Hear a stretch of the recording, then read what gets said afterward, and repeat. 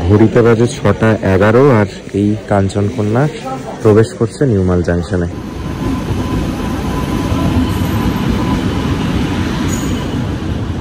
এই আপারটা আজকে আমার সিট নাম্বার 28। আমাদের সবার কাছে ডুয়ার্সের ট্রেন নামে পরিচিত এই 13150 কাঞ্চনকন্যা এক্সপ্রেস, তবে শুধু ডুয়ার্স বলেই নয়, আপনারা যারা লাভা, গরুবাথান, ঝান্ডি, ঋষভ, কোলাখাম, এমনকি অফবিট কালিম্পংয়ের ডেস্টিনেশনসগুলোতেও যাচ্ছেন, তাদের আমার মনে হয় সব থেকে সহজভাবে যদি কলকাতায় ফেরার কোনো উপায় থাকে তা হচ্ছে এই 13150 কাঞ্চনকন্যা এক্সপ্রেস। আমার উত্তরবঙ্গ ট্রাভেল সিরিজের ঠিক এর আগের পর্বে আমি আপনাদের ঘুরিয়ে দেখিয়েছিলাম আমাদের ময়ূরুংগাঁওতে থাকার অভিজ্ঞতা। ময়ূরুংগাঁওতে আমি গিয়ে উঠেছিলাম অ্যাবেলিন হোমস্টেতে। এই অ্যাবেলিন হোমস্টের সমস্ত তথ্য পেয়ে যাবেন এর আগের ব্লগে। তবে যারা একটা ছোট্ট রিক্যাপ চান তাদের বলে দিই, এই হোমস্টেটি থেকে অপূর্ব সুন্দর যেরকম পাহাড়ের ভিউ ছিল, তার সঙ্গে ছিল মিষ্টি অ্যাবেলিনের প্রেজেন্স। এই হোমস্টেটিতে মাত্র 1050 টাকায় একজন বড় মানুষের থাকা এবং খাওয়ার ব্যবস্থাপনা আছে। যারা এই ময়ূরুংগাঁও, ডুকা এবং মোস্ট ইম্পর্টেন্টলি অ্যাবেলিন হোমস্টের ব্যাপারে জানতে চান, তাদেরকে বলবো ডেসক্রিপশন বক্সের লিঙ্ক থেকে পারলে একবার ঘুরে দেখে নেবেন। এই জায়গাটি আমার অপূর্ব লেগেছিল। যারা অল্প বাজেটের মধ্যে 2 রাত বা 3 রাতের জন্য উত্তরবঙ্গ যাবেন ভাবছেন, তাদের কাছে কিন্তু এই ময়ূরুংগাঁও, ডুকা ভ্যালিতে থাকার যে অপশনগুলি এখন গড়ে উঠেছে সেগুলো খুব ভালো অপশন হতে পারে। একবার ঘুরে দেখবার অনুরোধ রইল। আজকের এই নতুন পর্বে আমার বাড়ি ফেরবার অভিজ্ঞতা। আজকের এই গোটা ভ্লগটার কিন্তু সেন্ট্রাল ক্যারেক্টার হবে নিউমাল জাংশন। কেন এটা বললাম সেটা বলে দিই। আমি আমার হোমস্টে যেটি ছিল ময়ূরুংগাঁও থেকে, সেখান থেকে যদি ধরুন নিউ জলপাইগুড়ি যেতে যেতাম তাহলে সেই NH10 ধরতে হতো, 3.5-4 ঘন্টা নিয়ে নিত। আমি চওড়া ভালো প্রায় 4 লেন রাস্তা ধরে কিন্তু 2 ঘন্টা 15 মিনিটের মধ্যে পৌঁছে গেছিলাম নিউমাল জাংশন। শুনে অবাক হচ্ছেন তো? এটাই সত্যি। লাভা বা ঋষভ থেকে আরও কম সময় নেয়। আপনারাও যখন উত্তরবঙ্গের কোনো দিকে যাবেন, বাড়ি ফেরার যখন টিকিট করবেন ভাববেন, অবশ্যই দেখে নেবেন আপনাদের যেটা মানে ডেস্টিনেশন সেখান থেকে নিউমাল জাংশন কাছে পড়ছে নাকি নিউ জলপাইগুড়ি। যদি নিউমাল কাছে পড়ে, সময় এবং টাকা দুটোই কিন্তু বাঁচবে। আমারও এক্ষেত্রে তাই হয়েছিল এবং নামার পথে অপূর্ব পাইনের ফরেস্টের বিউটি পাবেন লাভার কাছাকাছি একটি অংশে গিয়ে।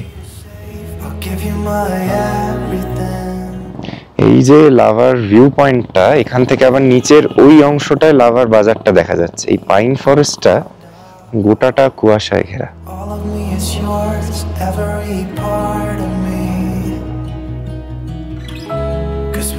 আপনাদের যেরকম বলছিলামই, যারা এই অ্যাবেলিনে থাকছেন তারা খুব সহজে লাভা, ঋষভ, লোলেগাঁও এগুলোকেও প্ল্যানে ইনকর্পোরেট করতে পারেন।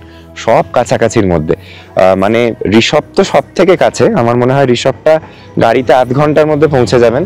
লাভাও তাই, লোলেগাঁওটা একটু দূরে, বাট এই একটা সার্কিট একসঙ্গে সমস্তটা ঘুরে দেখে নেওয়া যায়। এর নিচেই লাভা বাজারের ওখানে মনেস্ট্রি আছে, সেটা সাইট সিইং হিসেবে আসতে পারেন। মানে ধরুন আপনি ওখানেও 2 রাত্রি থাকলেন, রুম চেঞ্জ করলেন না, সাইট সিইং হিসেবে এগুলো অনায়াসে করে নেওয়া যায়।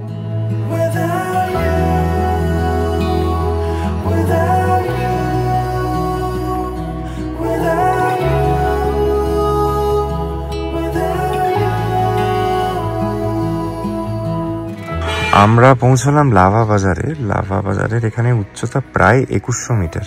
এখানে টেম্পারেচার 17 ডিগ্রি, আর বলছে দিনের ম্যাক্সিমামটা 19-20-র মধ্যে থাকছে, আর রাত্রিরে 11-12 মতো। এখানে একটা নতুন হোটেল খুলেছে দেখছি, ঝকঝকে, হোটেল মহাকালা বলে।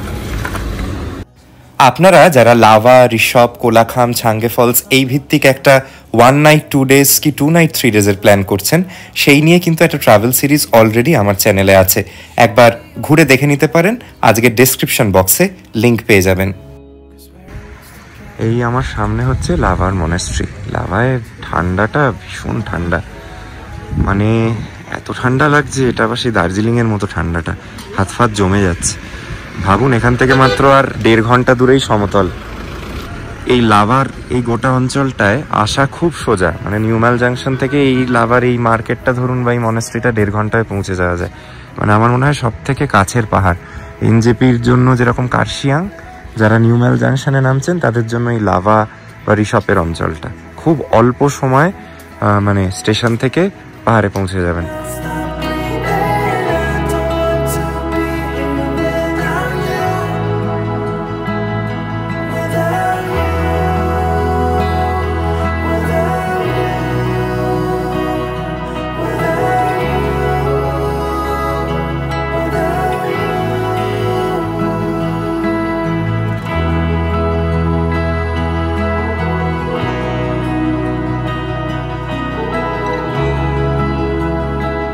যাদের হাতে সময় আছে এবং ট্রেকিং করতে কোনো অসুবিধে নেই, লাভার এই মনেস্ট্রি থেকে ঠিক 12 কিলোমিটার দূরে অবস্থিত কোলাখামের এই ছাঙ্গে ফলসে যেতে ভুলবেন না।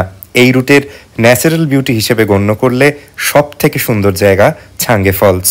লাভা গরুবাথান হয়ে এই যে রুটটা ডামডিমে মিশছে, এইখানের রুটের গোটা রাস্তাটাই ভালো এবং NH10-এর মতো অতটা ধসপ্রবণও নয়। এই দেখুন এখান থেকে কি সুন্দর জিগজ্যাগ রোডের ভিউ। আমরা ধীরে ধীরে ধীরে ধীরে কিন্তু আবার সমতলের দিকে এগোচ্ছি। আমাদের অনেকটা অল্টিটিউড কমে এসছে। লাভার ওখানে ছিল 2100, এখন কমে এসে গেছে 1400-তে। আর কিলোমিটার 10 পরেই পাপার ক্ষেতির ওখানে আমরা নেমে যাব। দারুণ ভিউ এখান থেকে।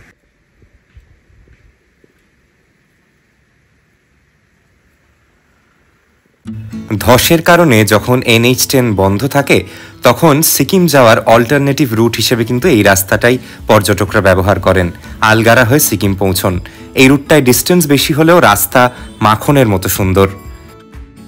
আমরা এসে পৌঁছেছি হচ্ছে চেল খোলাতে। এই জায়গাটা মোটামুটি ধরতে পারেন সমতলে নেমে যাওয়ার আগে। এরপরে কিছুক্ষণ পর থেকে সুন্দর চা বাগান দেখতে পাবো, বাট এই পাহাড়ি ভিউ এখানেই শেষ। এখানে দেখুন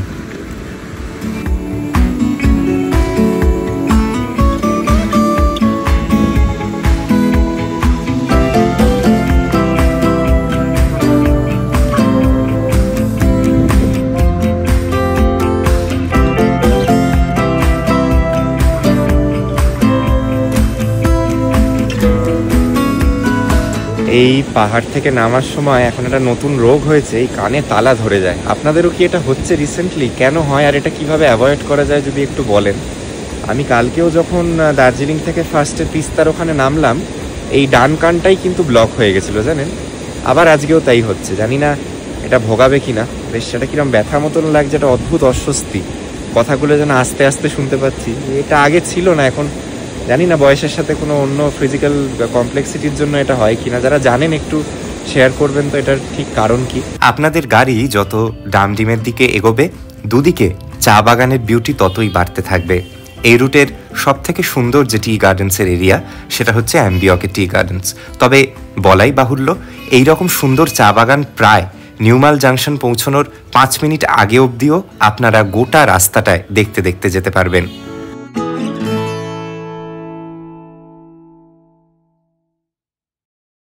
আপনারা যারা ডুয়ার্স অঞ্চলের চা বাগানের বিউটি পছন্দ করেন, আগামী 1 মিনিট আশা করি আপনাদের যে ভিজুয়ালসগুলো দেখাবো সেটা দেখে আপনারা আবারও এই জায়গাটির প্রেমে পড়তে বাধ্য হবেন।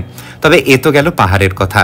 আপনারা যারা আগামী দিনে ডুয়ার্স অঞ্চলেও আসবেন, ধরুন লাটাগুড়ি বা বাটাবাড়ির এইরকম কোনো জায়গায় থাকছেন, তাদেরও যদি আবার কলকাতায় ফিরে আসতে হয়, নিউমাল জাংশন থেকে ট্রেন ধরাটাই সব থেকে সুবিধের ব্যাপার হবে। লাটাগুড়ির মূল অঞ্চল থেকে নিউমাল জাংশন অবধি গাড়িতে আসতে সময় নিতে পারে 35 থেকে 40 মিনিট। বাটাবাড়ি থেকে দূরত্ব আরও কম।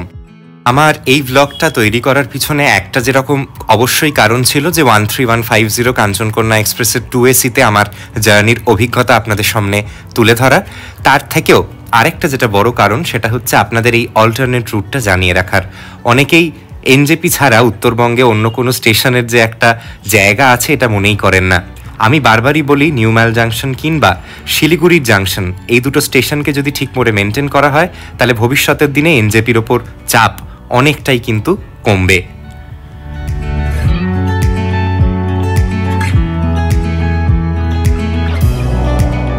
আচ্ছা, আমরা এবার একদম মেন রাস্তায় পড়ে গেলাম। বাঁদিকে চলে গেল চালসার রাস্তা, ডুয়ার্সের রাস্তা। আমরা ডান দিকে ঘুরে যাব নিউমাল জাংশনের দিকে।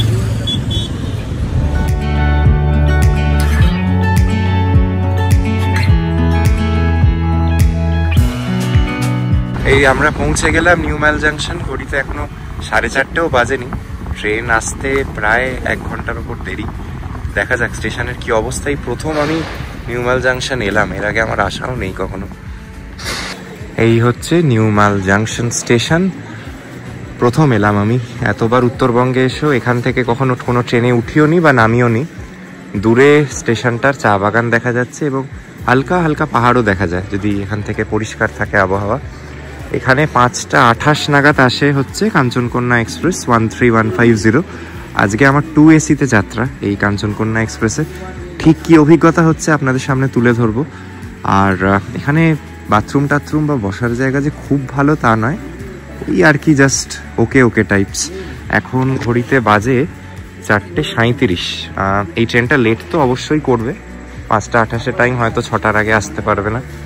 বস থাকি আর কি করবো, 1 ঘন্টা 15-20 মিনিটের এখন ওয়েট।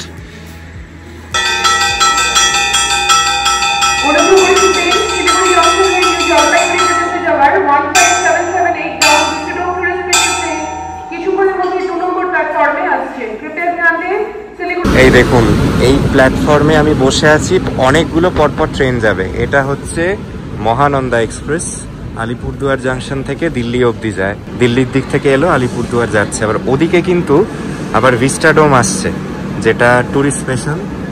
সেটাও আশা করি এই ট্রেনটা চলে যাওয়ার পর, যদি ভিউটা ব্লক না হয়, আমরা দেখতে পাবো। আর এই মহানন্দা এক্সপ্রেসের জন্য আমাদের ট্যুরিস্ট ভিস্টাডোমের ভিউটা ব্লকড হয়ে গেল আনফর্চুনেটলি। ওটা ওই দিকের প্ল্যাটফর্মে ঢুকছে, কিন্তু এই ট্রেন দাঁড়িয়ে থাকার দরুন আমি ওটা দেখাতে পারবো না আপনাদের।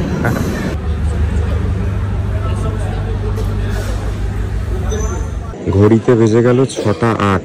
যে ট্রেনের এখানে আসার কথা ছিল 5:28, সে ট্রেনের সবে অ্যানাউন্সমেন্ট হলো। 6:15 আগে ঢুকবে বলে কোনো সুযোগ দেখছি না। কি অবস্থা, মানে যখনই ট্রেন রিলেটেড কোনো প্ল্যান, তার এই পরিণাম। সবাই অপেক্ষা করছে কত গাড়ি এলো, কত গাড়ি চলে গেল, যার আসার কথা সেই এলো না। ঘড়িতে বাজে 6:11 আর এই কাঞ্চনকন্যা প্রবেশ করছে নিউমাল জাংশনে।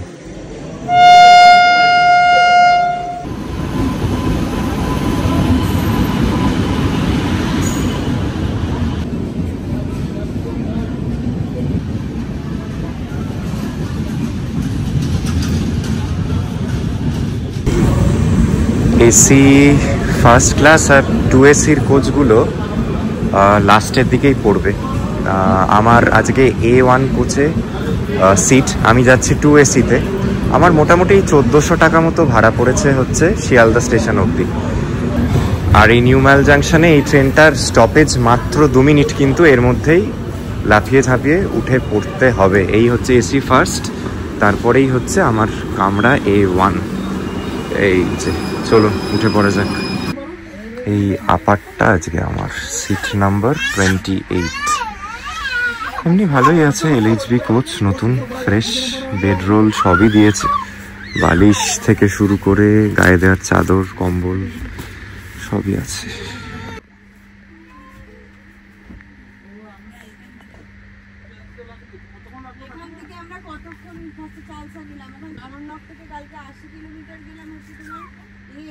আমাদের ট্রেন ছেড়ে দিল নিউমাল জাংশন, এরপর সরাসরি দাঁড়াবে শিলিগুড়িতে। এই ট্রেনের কম্পোজিশনের ব্যাপারে কয়েকটা কথা বলে দিই। লেটলি এটা LHB-তে আপগ্রেড করা হয়েছে, সেই পুরনো ICF কোচ আর নেই। এখানে 3টে জেনারেল ক্লাস আছে, আর স্লিপার সম্ভবত 5টা, 2AC 2টো কামরা, ফার্স্ট AC 1টা, আর 3টে হচ্ছে আপনার থার্ড AC আর 2টো থার্ড ইকোনমি। তো এই হচ্ছে ট্রেনের কম্পোজিশন। এইটা কিন্তু মানে আমি যদি শিলিগুড়ির হিসেবে ধরি, শিলিগুড়ি থেকে কলকাতা যাওয়ার যে কটা এক্সপ্রেস ট্রেন আছে সব থেকে স্লোয়েস্ট ট্রেন এটা।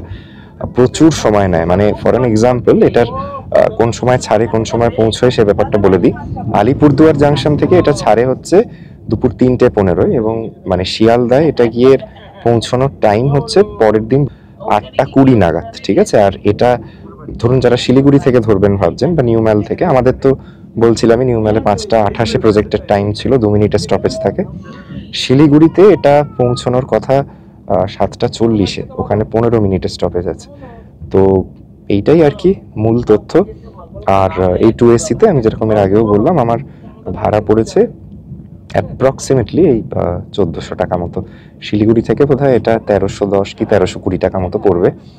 আর একটা যেটা আমার এই নিউমাল জাংশনে মনে হলো, আপনারা যারা এখান থেকে ট্রেনটা বোর্ড করবেন, সঙ্গে একটু খাবার রেখে দেওয়া কিন্তু বুদ্ধিমানের কাজ হবে। খুব বেশি ফুড স্টলস নেই, ওই টুকটাক বিস্কুট চিপস এই সবই চোখে পড়লো, এর বাদে কিছু নয়। আর আরেকটা জিনিস হচ্ছে যে এই যে ট্রেন, এটা কিন্তু কলকাতা যখন ঢোকে আর কি, দক্ষিণেশ্বর বিধাননগরেও দাঁড়ায়। তো ওখানে যারা আপনারা লোকালাইট, তারা কিন্তু নেমে যেতে পারেন, তো সেটা একটা ভালো দিক হবে, আপনাদের শিয়ালদা অবধি যাওয়ার প্রয়োজন পড়বে না। আমি আপাতত এসে সাইড লোয়ারটায় বসে আছি, তবে এটা আমার সিট নয়, আপনাদের সঙ্গে একটু গল্প করব বলে। আমার ট্রেনের সব থেকে প্রিয় সিট হচ্ছে এই 2AC-র সাইড লোয়ার। যারা খুব আগের জন্মে পুণ্যের কাজ টাজ করেছে, লোকের খুব উপকার করেছে, তাদের বোধহয় এই সাইড লোয়ার কোচটা পড়ে। আমি তো খুব রেয়ারলি পাই, আমার সব সময় আপারটাই পড়ে। এই কাঞ্চনকন্যাকে কিন্তু ডুয়ার্সের ট্রেন ধরা হয়। কলকাতার শিয়ালদা থেকে এই একমাত্র ট্রেন যা গোটা ডুয়ার্স অঞ্চলের মধ্যে দিয়ে যায়।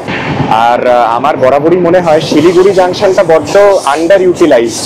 কলকাতার দিকে যদি আরো দু একটা ট্রেন, আমার বরাবরই মনে হয় শিলিগুড়ি জাংশন স্টেশনটা বড্ড under utilised.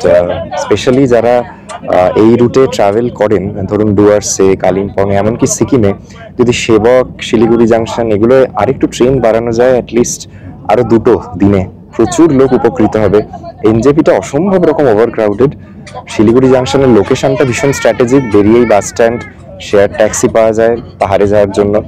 I am not sure why এই রুটে বেশি ট্রেন চলে না, মানে চললে কিন্তু সবার উপকার হয়। ভাবুন, কলকাতা থেকে এই দিনে একখানা ট্রেন যেটা শিলিগুড়ি জাংশনকে টাচ করে, খুবই উইয়ার্ড একটা ব্যাপার। আপনাদের মধ্যে যারা হয়তো খুব পুণ্যেত্য লোক, যারা জীবনে অন্যদের উপকার করেছেন এবং এরকম সাইড লোয়ার সিট পাচ্ছেন, তাদের এখানে লেআউটটা একটু চট করে ঘুরিয়ে দেখিয়ে দিই। খুব একটা আলাদা করে বিরাট দেখানোর মতো কিছু নেই, বাট তবু যারা এখানে আসবেন ভবিষ্যতের দিনে কি অ্যামিনিটিস এক্সপেক্ট করতে পারেন একটু দেখে নিন।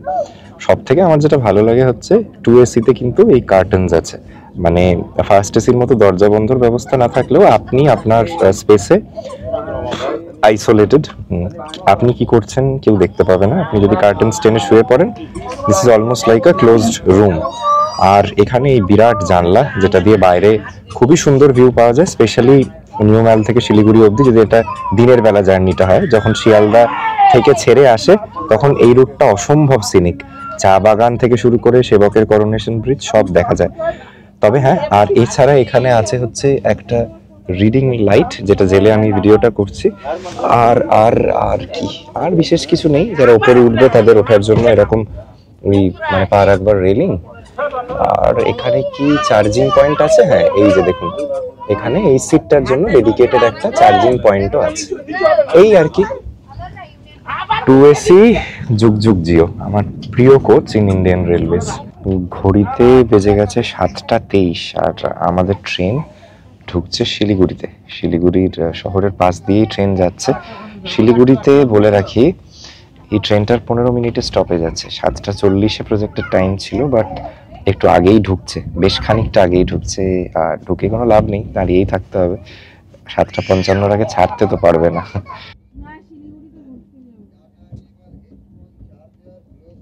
ট্রেন পৌঁছে গেল শিলিগুড়ি জাংশন। ঘড়িতে সময় 7:24, অনেক আগে, 16 মিনিট আগে পৌঁছে গেছে। এনজেপি স্টেশনটা যতটা গমগমে আলোয় ভরা, শিলিগুড়ি স্টেশনটা, জাংশন স্টেশন রাদা, শিলিগুড়ি জাংশন স্টেশনটা দেখলে মনে হয় সব শুনশান, মরা মরা। আসলে সারাদিন কোনো ট্রেনই তো যাতায়াত করে না। কি যে অদ্ভুত ব্যাপার, কেন এত আন্ডার ইউটিলাইজ করা হয় ভগবান জানে। এই দেখুন, কেউ নেই, কিচ্ছু নেই, না স্টেশনটায় আলো আছে, টিম টিম করে দু একটা খাবার দোকান। অদ্ভুত অদ্ভুত।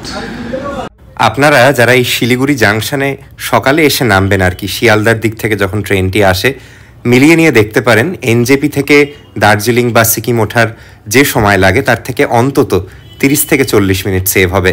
তাই কাঞ্চনকন্যায় যদি টিকিট পান, অবশ্যই একবার চেষ্টা করতে পারেন শিলিগুড়ি জাংশন আসার। আমাদের ট্রেন এখন ঢুকছে কিষানগঞ্জে। কিষানগঞ্জে আমার IRCTC-র ফুড অর্ডারিং সিস্টেমের মাধ্যমে একটা Kolkata style chicken biryani order দেওয়া ছিল। তিনি ডেলিভারি করবে, তিনি বললেন আপনি কাইন্ডলি গেটের কাছে থাকুন, ওনার 5টা-6টা অর্ডার দেওয়ার আছে। তাই গেটের কাছে দাঁড়িয়ে আছি, দেখি খাবারটা পেয়ে গেলে ভালো হয়। অলরেডি 10:15 প্রায়, তাই ঢুকে গেলাম কিষানগঞ্জ। এইসব জায়গাতেও কিন্তু ভালো ঠান্ডা, মানে টেম্পারেচার 17-18 ডিগ্রি মতো, বাইরে গেলে টের পাওয়া যাবে।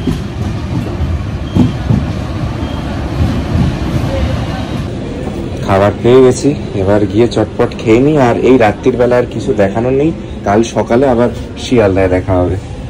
কিষানগঞ্জ থেকে অর্ডার করা এই 300 টাকা দামের বিরিয়ানি কিন্তু স্বাদে খুব একটা মন্দ ছিল না, পরিমাণেও একজনের তুলনায় বেশ অনেকটাই ছিল। ঘড়িতে বাজে সকাল 7:38 আর কাঞ্চনকন্যা এক্সপ্রেস এসে পৌঁছলো দক্ষিণেশ্বর স্টেশনে। আমার বাড়ি যেহেতু বিরাটিতে, আমার কম্পারেটিভলি এখানে নেমে যাওয়াটা সুবিধে। এই ট্রেন কিন্তু এরপর যাবে বিধাননগর, তারপর যাবে শিয়ালদা। আমার এখান থেকে উইদিন 20 মিনিটস বাড়ি পৌঁছে যাওয়া উচিত, until there is some issues আর কি। যদি গাড়ি না পাই তাহলে অন্য ব্যাপার, বাট কালকে যে মেকআপ করে দিয়েছে, যে লেটটা ছিল কালকের থেকে আর ফার্দার লেট হয়নি। We are mostly on time now. আর এর সঙ্গেই শেষ করলাম আজকের এই ছোট্ট প্রতিবেদনটি। আশা করি আপনারা এনজয় করেছেন। যদি নতুন কোনো তথ্য জেনে থাকেন বা কোনোভাবে উপকৃত হন, তাহলে আমার চ্যানেলটি সাবস্ক্রাইব করতে ভুলবেন না। আর আজকের ভিডিওটিতে শেষ করবার আগে একটি লাইক দেবেন।